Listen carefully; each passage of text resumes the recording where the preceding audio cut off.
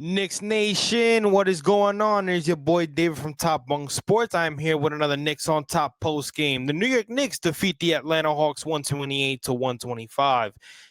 To start off this game looked like it was going to be a wash. I mean, you're talking about an Atlanta Hawks team that has lost, if I'm not mistaken, they lost 5 straight, I believe. Let's look at that thing. Yes, 1, 2, 3, 4, 5, 6. They have lost 6, including the game against the Knicks. Their last one, two, three, four, five, six, seven, 8.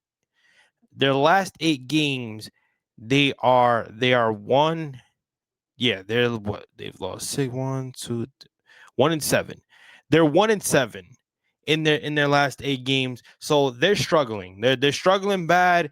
Um, it's a team that I personally like. I don't take any team lightly, but when you're coming off a back to back and you're struggling that way, I thought the Knicks were gonna run them out the building, and for quite a while in this game, it looked like it did. It looked like the Knicks were gonna go in and take care of business. But then in that fourth quarter, everything kind of just started slipping down little by little. The Knicks found themselves in a little bit of a situation, and what had happened was then you had a Congo, right? Who was going off. He 31 points. He matched up with Karl Anthony Towns. He was shooting 10 of 16 from the field. He had 14 rebounds, a double-double. Um, he found his stride. He found his stride in the fourth quarter. He was able to get some valuable points for the Atlanta Hawks and kind of keep him in this game. There was really nothing much that they could do in terms of stopping him. They gave him a lot of space. Defensively, they just couldn't make any adjustments. But again, when you start counting on your closer like Jalen Brunson, you start counting on guys like OG Anunoby to get those big stops. I mean, Karl Anthony Towns had himself a beautiful game. You talk about Mikal Bridges, who really didn't really do much, but when those guys need to step up and they need to take care of business, that's what you're gonna get. So again, that fourth quarter right there was where things kind of shifted for the Atlanta Hawks. But some timely jump shots from Jalen Brunson, and then obviously 2 good defensive possessions with a game-winning steal from OG Anunoby, then clutch free throws from OG Anunoby, then a defensive stop where it looked like Alexander Walker was just gonna go off. He was hitting some timely threes in the fourth quarter. And then in that possession right there, where after OG Anunoby hits those last 2 free throws to give us that 3-point lead, the Knicks got to stop. And I want to play that for you right here. I want to share my screen for you guys. I have it in my post-game post. Just 1 second. I have it in my post-game post. So that way you guys can see it for yourself, and you see it as I post it. Okay. Up here. Pay attention. Pay attention where the ball goes. Johnson gets it, and then look, bam, right there. It's sidestep. Almost goes in. Almost goes in. So it's bad enough that Alexander Walker was already getting to his spot. He was already shooting threes. He was making threes. They couldn't really stop him. Again, this was Atlanta's biggest acquisition in the offseason. So he came from Minnesota. For those of you that watched, I was saying last year, I was like, damn, I wish I had this kid, right? But he was coming from Minnesota, and a very good fit for Minnesota at that. There's a reason why they made the Western Conference Finals, and not only just because of Julius Randle and Anthony Edwards.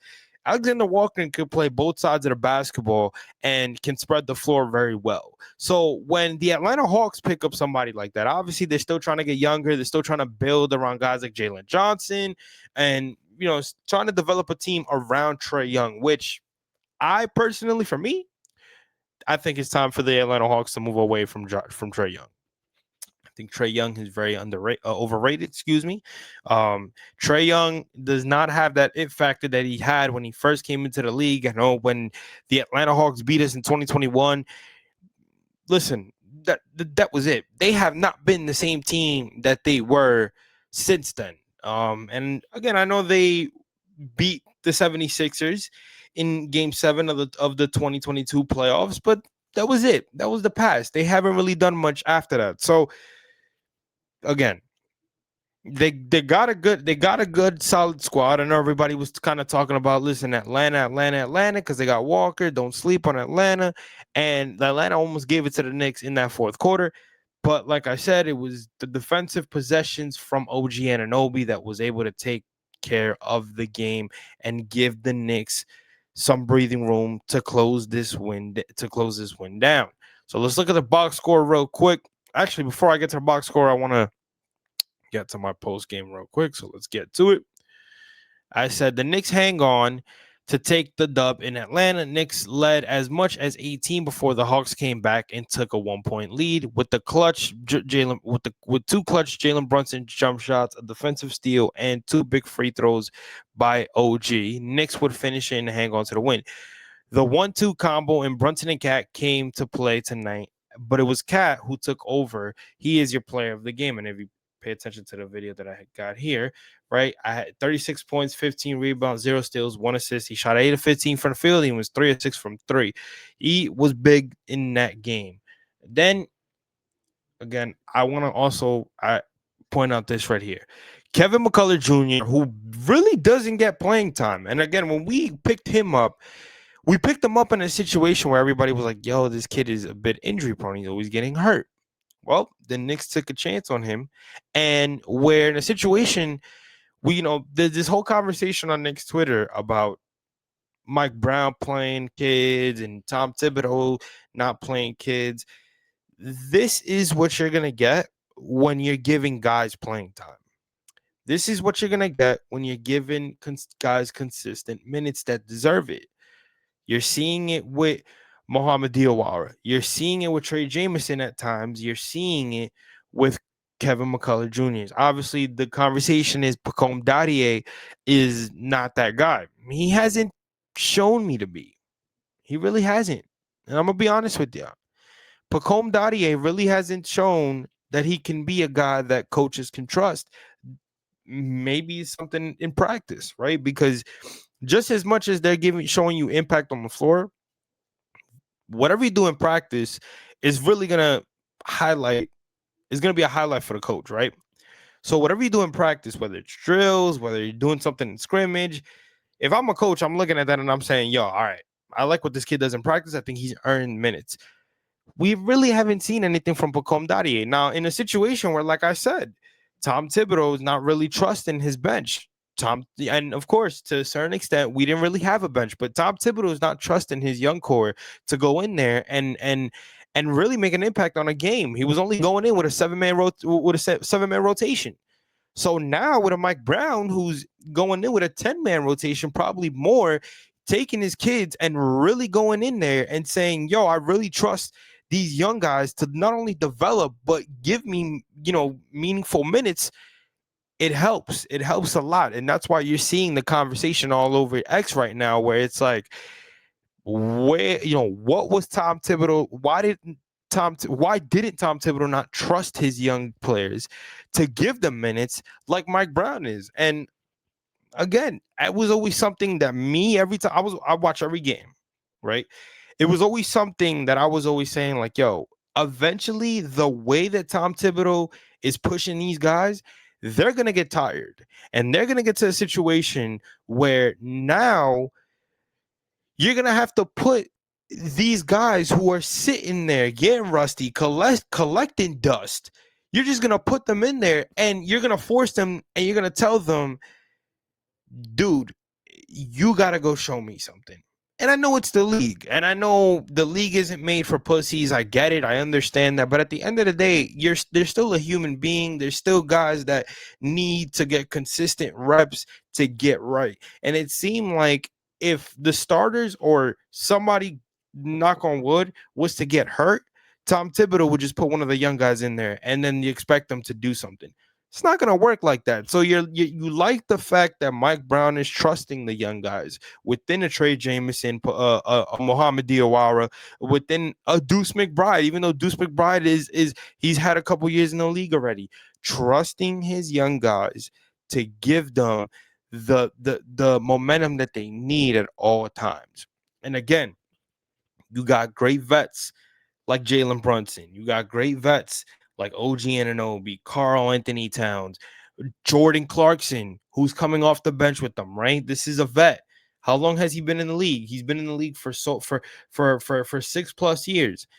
A Jordan Clarkson that is coming off the bench as a six man, right? A former six man of the year in the NBA, where he can sit down and have conversations with these kids and be like, this is what I'm gonna give you a few tips in terms of your basketball play and in terms of your mental game when it's coming into these situations, because regardless of what it is, it's a lot of pressure coming into the league, right? It's a lot of pressure, especially in your rookie year, because even though you're only a rookie, they're still expecting a certain amount of production from you, right? Because they're going to evaluate you right away. And then going into that sophomore year, they're going to pick up what you did in your rookie year. And they're like, all right, does this kid deserve to get more time, or does he need like more time within minutes, or does he need to they need to set him back for a while so he could develop a little bit better? So at the end of the day, it's all about giving your guys an opportunity, and that's what you're seeing here with Kevin McCullough, with Kevin McCullough Jr., right? Kevin McCullough Jr., who again barely gets playing time, got an opportunity because Josh Hart has been out with the sprained ankle. And you saw Josh Hart tweet. Josh Hart tweeted, and I'll go back to that. Josh Hart was watching a game yesterday. Let me see if I can. Here we go. Josh Hart was watching the game yesterday, and you're seeing it right here. See? Yeah, Kevin McCullough is doing what he needed to do. And there you go. Look at Big Nick Energy right there with the Spider-Man meme. Big Nick Energy again. Have you been teaching the young ones your ways, Joshy? But listen, another veteran in Josh Hart, who was coming off the bench before they put him in the starting lineup, because once they put him in the starting lineup, because Mitch was out for maybe 2-3 games, all of a sudden Josh Hart found his momentum back in the starting lineup. And now Mike Brown is like, I'm gonna keep it like this. If we could win consistently like this right here, I'm gonna keep that. So there you go. There, Mike Brown making those adjustments. But again, I go back to saying that Kevin McCullough Jr. found his stride yesterday. Again, I'm gonna show you a lot of these tweets right here, specifically this one. And shout out to Noter Burner 123_, who is also ran by Tag, the famous Knicks fan that puts a lot of highlights. If you look at his numbers right here, Kevin McCullough Jr. versus the Atlanta Hawks tonight, which was yesterday. 23 minutes, 13 points, 2 assists, 8 rebounds, 4-7 from the field, 2 steals, 3 of 6 from 3, and a +5 in point differential. Look at his. This is Mike using Brown that screen, giving a young player being able to go to his right, making that extra pass to OG Anunoby, bam, right? Reading the defense, getting a key steal, little things like that, man. Little things like that Mike Brown loves to see. Brunson's got 6 to shoot. Brunson reading the floor, right there, moving on the wide open and knocking down the 3, taking advantage of his minutes. Extra pass right to Bridges, reading the floor well, right? Being aggressive and not settling for anything crazy. Defense going straight up, not fouling, going straight up, pushing the pace real quick, not wasting time, taking a wide open 3. You're not gonna guard me? I'm gonna take that. I'm gonna have that. Easy 1, 2, 3. Easy 1, 2, 3, and going right up. Not even right up. Look at that. Pay attention to that. Pay attention to this real quick. I just want people to realize this real quick, right? Look at this possession, right? Goes right up, doesn't foul or anything. Pushes the pace right away. Is reading the floor. Oh, y'all gonna let me shoot that? Bet. I'll take that. Wet, straight net, right? They score right on the next possession. What did he do? He's already down the floor because he sees fast break, go straight up, easy. Another possession for the Knicks. Look at that. Another, just gets the steal right there. Takes a nice contested 3, bam, right there. Again, the confidence when you're giving these kids the momentum to just play when they need to play. Again, I understand that guys are hurt. The conversation about Landry Shamet, the conversation about Josh Hart coming back, right? Deuce McBride, coming back. How is Mike Brown going to move this rotation? Who is going to get the minutes? At the end of the day, Mike Brown and this coaching staff that we have on the New York Knicks, they're going to find ways for these guys to get their minutes. Help. You talk to Josh Hart, and you be like, "Yo, Josh, I just want to cut your minutes down just a little bit. You're a starter. I understand that, right? Sometimes you come into the bench for Jordan Clarkson to come in, right? Understand that. But there's something special about this kid, Kevin McCullough Jr. If he can give us what he gave us against the Hawks last night on a consistent basis, we're even more better than what we are right now. We're 22-9. Imagine if this kid finds his consistency early because we're giving him that. Boom. Right then and there, you're good to go. You're good to go. Everybody falls into the plan, which they're already falling into the plan with Mike Brown, right? Which I've noticed this on my videos before. With Mike Brown, you're seeing it straight on, and you're seeing it straight on 1, 2, 3. The fact that he's able to have side conversation with these players, whether it's good or positive, he's pulling guys to the sideline with him, and he's giving them tips, and he's telling them what he sees and what to do better and what to continue to do.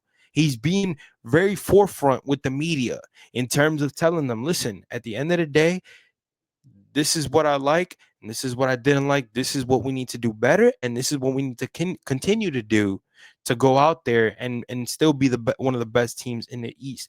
And right now, listen, everybody thought, and I hate to bring up Tibbs, right? But everybody thought that Mike Brown coming in here, that everything was going to fall. I need people to understand something when it comes to Mike Brown. Mike Brown had a good young team in Sacramento. They just couldn't. They weren't consistent enough going into his coaching ride. Right.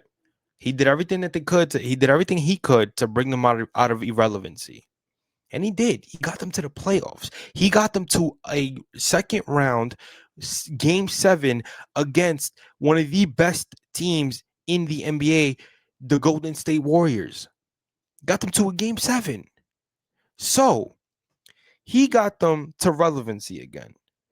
It was a De'Aaron Fox that didn't appreciate what Mike Brown was doing. And what did the Sacramento Kings do? We're going to go with our young guy. We're going to go with our leader, right? We're going to go with what he thinks. If he's not happy with what Mike Brown is putting out there, we won't take it. We won't take it. Mike Brown is gone. They're bringing in a new guy. And what happened after that? De'Aaron Fox wasn't happy, requested a trade. They traded him to Sacramento. Again, all that for everything to be gone just like that. What's Sacramento doing now? All of a sudden, nobody's happy with DeMar DeRozan and Zach LaVine. Mostly Zach LaVine, right? You got Russ. You brought in a vet like Russell Westbrook, but they're not winning. Remember, there was a culture in Sacramento with Mike Brown there. All of a sudden, Mike Brown starts holding these guys accountable, and De'Aaron Fox doesn't like it. So the head coach, so the organization goes, we're just gonna take your word for it, De'Aaron, and we're gonna get rid of Mike Brown. And what happened? So again, to me, and I know Mike Brown has won a championship, not as a head coach, but as an assistant coach. I understand that. He still knows what it takes to run a team, a winning team at that. He knows what it takes to be an assistant coach and what it takes to gather a group within a culture to win a championship, right? He did it with LeBron, right? He's gotten to a finals as a head coach with LeBron and a bunch of nobodies, preferably 2006, 2007, right? They lost to the Spurs, but he's gotten them there. So, again, a guy that knows how to win and knows how to get his team to a winning position. All they needed was a coach. All the Knicks needed was a coaching change. That's it. And I've spoken about this numerous of times. All the Knicks needed was a coaching change. And at the end of the day, nothing has changed. Everybody's playing well. Everybody's playing together. Everybody's trusting Mike Brown and his system and what he needs to, and what he's showing out there, what he's telling everybody to do. And at the end of the day, this is a guy in Mike Brown that I have said over the summer when they signed him, this is a guy that is going to adapt. I've been clamoring, and I've said this, I'm going to repeat this again. I've said this multiple times in my videos when it came to Tom Thibodeau and Mike Brown, the difference between them. My issue with Tom Thibodeau was him adapting and making adjustments. He was never a guy that wanted to adjust to the league in the way it is now. He's an old school head coach, which is fine for him. But not a lot of teams are going to allow that when they're trying to adapt to this new system of the NBA. Mike Brown, on the other hand, was willing and is still willing to adapt to the new league of the NBA. This league is all about shooting and playing fast. And what's the one thing that he's always preached as a head coach? This is back playing quick, back and forth on both sides of the ball. This is what he's preached the most. So the Knicks are doing that. I mean, you saw a couple times in the sideline when the Knicks were kind of losing momentum in that fourth quarter, and every time the Knicks were bringing up the ball, he was yelling from the sideline, "Yo, push the pace, push the ball, go quick." I'm sitting here watching the game, and I'm watching my brother. I'm like, "Yo, why are they slowly bringing up the ball?" The problem with you slowly bringing up the ball is the fact that you allow the defense to set in right away. They get their momentum on offense, they're scoring the ball, and right away they're getting into a defensive action, and they're settling in, waiting for the other point guard on the other team to bring up the ball. So they're setting in. If you start playing fast and you start trying to score quickly, you start trying to disrupt that defense right away in a snap, you don't allow that other team to get in there in their defensive sets. And that's why Mike Brown likes to play like that. But that's also because almost every single team in the NBA plays that way. So now, again, a coach that can adapt and do that is called for a winning team. That's winning success right there. That's a winning mentality right there that Mike Brown can give to this team. But it's also expanding your roster, knowing who you have, knowing that you're not limited with the guys that you have. Of course, there are guys in here that, okay, that again, like a Pacome Dadier, he's not that good. Okay, who else do I have? I got a Pacome Dadier. I mean, I got a Mohamed Diawara that can knock down jump shots at times, but is a good presence defensively and can move the ball, and he's not afraid to score the rock inside when he needs to. I got a Trey Jameson who's a good defender, and when he needs to, he could spread the floor a little bit, right? He can grab his assists when he needs to, grab boards, and again, push the pace when he needs to, right? When he needs to. I got a Kevin McCullers Jr. who, again, is not afraid to shoot the ball when he needs to, is quick on his feet defensively, right? I got kids that are here aligned with veterans like a Jordan Clarkson and a Josh Hart before Josh Hart became a starter. And then you have a young veteran in Deuce McBride who's already seen what he has on the Knicks and is himself trying to adjust within a Mike Brown system, but again, understands what these younger guys are going through and what they're in for in terms of learning the process, because he was one of them. He was one of them. So now his experience as a rookie, right, and his experience in the league already with just one organization can now be taught to the guys like a Trey Jameson, right? Like a Diawara, like a Kevin McCullers Jr. Hell, like a Pacome Dadier, right? Who keeps coming up and down from Westchester Knicks back into the league and then back down, up. He keeps going up and down, right? You see the reports all the time. But at the end of the day, it is a system that everybody has bought into. And if a guy like Mike Brown can go into his bag, expand the rosters that he has, use the bench. Now that we got a better bench than we had before, because you bring in a guy and a vet like Jordan Clarkson, who can not only help this team within the starters, but can help our young guys coming off the bench, and a guy like Deuce McBride, who already has enough experience within the Knicks and the league. Moves like that, and you utilizing that and playing the way your system is, and your team buying into your system and a culture that you have built within yourself, he didn't really have to do much.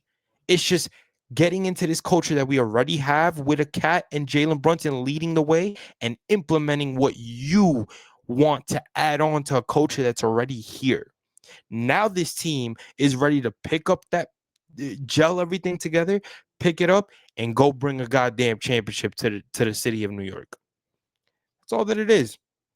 And you're gonna have games like yesterday where you start off great and then obviously you hit a bump in the road, but it's not how you start, it's how you finish. Hey guys, we're not perfect, right?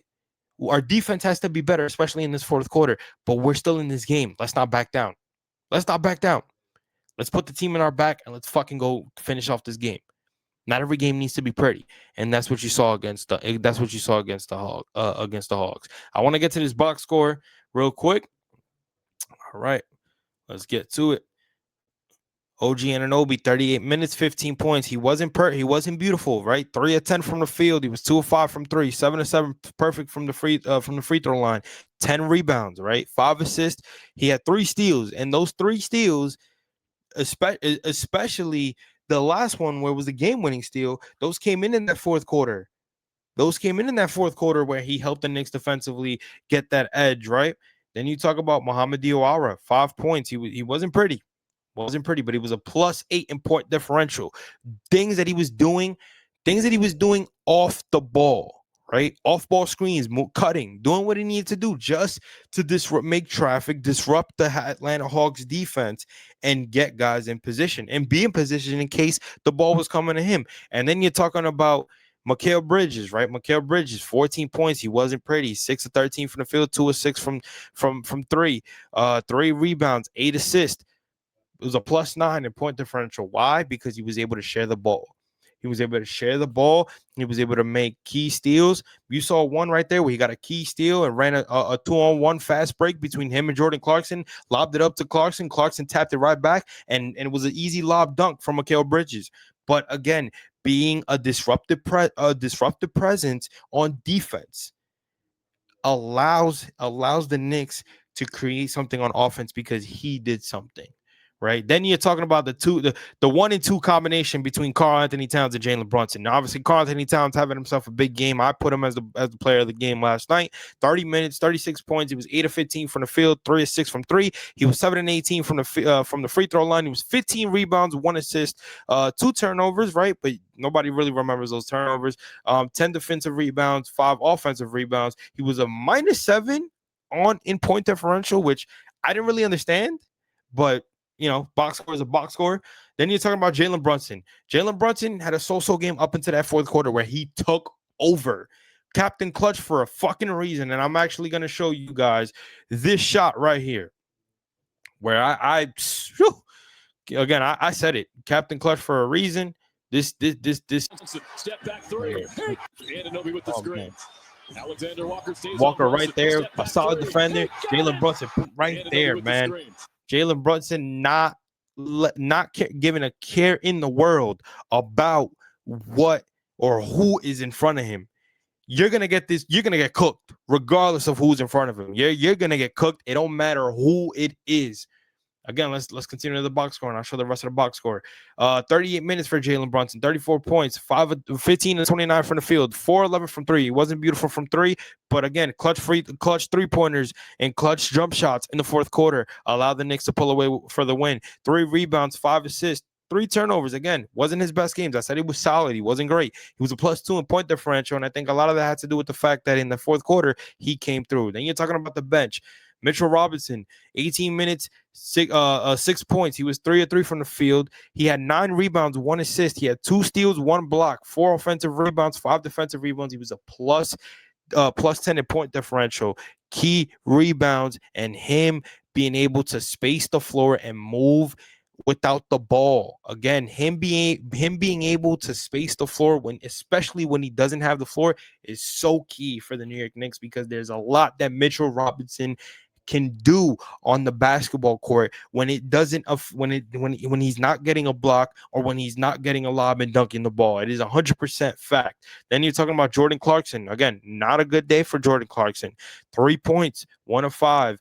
0 of 3 from 3. He's 1-on-1 from the field, 2 rebounds, 1 assist, 2 turnovers. He was a -9. Jordan Clarkson really didn't have a good game. But then you're talking about this guy right here, where Tyler Kolek really didn't have a good game either, right? He only had 2 points, and that was the N1 in the second half. But then again, Kevin McCullers Jr., 23 minutes. 13 points, 4-7 from the field, 3-6 from 3, 2-5 from the free throw line, 8 rebounds, 2 assists, 3 turnovers, right? But you learn as you go. For a guy that barely is getting playing time, I will take those. You live and you learn with that, right? 2 steals, 4 offensive rebounds, 4 defensive rebounds. He was a +5 in point differential because of his key 3-point shots, of his key the defensive playmaking that he was able to create, especially in crunch time. Kevin McCullers Jr. made this game about him. And again, he is a team player. I'm not saying he's all about himself, but when when your number is called upon and you're not getting playing time, he made an impact. He made an impact. He made an impact so his number can be remembered again, so they can give him that opportunity. That is how you build opportunity for yourself. And that's what he did last night. So shout out to Kevin McCullers Jr. Again, we look at some team stats right here. I got you right now. Ooh, excuse me. All right, let's go. Again, from the field, Knicks shot 45%. They were 43 and 95, while Atlanta shot 48%, 43 at 89. From the 3-point line, they were 35%. They were 15 to 43, while Atlanta was 17 to 43 from 40%. Free throws, a beautiful percentage, 84%, 27 to 32. Obviously, could have been a little bit better, but you take those. 14 turnovers. Again, you like to see them limit their turnovers. As a team, you like to see them take care of the ball a little bit better, but 14 turnovers and still got the win, 55 rebounds as a team. They led 80%, 83% of the time, and their largest lead was 18. Again, in that 18, they led as much as 18, and Atlanta was able to cut that and actually take a 121 to 119 lead before Jalen Brunson and the Knicks were able to tie it and then take a 124 to 121 lead with that 3-point shot at the top of the key that I showed you from Jalen Brunson. So again, it was not pretty. But shout out to KFTV. It was not pretty, but it was gritty. And that's what you like to see. The fact that it's not how you start. I always say it's not how you start, it's how you finish. And yes, it is disappointing because this team needs to get better at holding leads. Right, this team has been known to have big leads, and then all of a sudden you're leading by 22. You're cutting it down. Now your lead is down to 10. Like, come on, we need to get better at that. The Knicks have not been good with holding large leads, but they were able to find a way to clutch up, especially on the defensive side, where we've said defensively they've been a little shaky, and get the job done. And that's all that it is, man. So again, shout out to Kevin McCullers Jr., shout out to Jalen Brunson, shout out to Karl Anthony Towns, shout out to Mike Brown, shout out to Knicks Nation, shout out to the entire team of the New York Knicks, again, for pulling out that win against the Atlanta Hawks. We move on to Monday, where we play the New Orleans Pelicans in New Orleans before we go to San Antonio to complete the 3-game road trip and then come back home. But with that being said, I appreciate everybody for tuning in. It is your guy, David. Make sure that you guys follow me at Top Bunk Sports on X, Instagram, and TikTok like I usually do. Make sure you guys subscribe to the Top Bunk Sports YouTube channel, and make sure you guys give this video a thumbs up and a like. Make sure you guys comment. Let me know what you guys thought about what I said, and make sure you guys keep supporting the page, man. Knicks on top. I know I got a lot of things going, so can't wait to bring in the new year. And yeah, man, let's keep this going. Let's go Knicks. Let's keep this ride going. And like I said, it's your guy David from Top Bunk Sports, and I will catch you guys on the next post game. Peace out.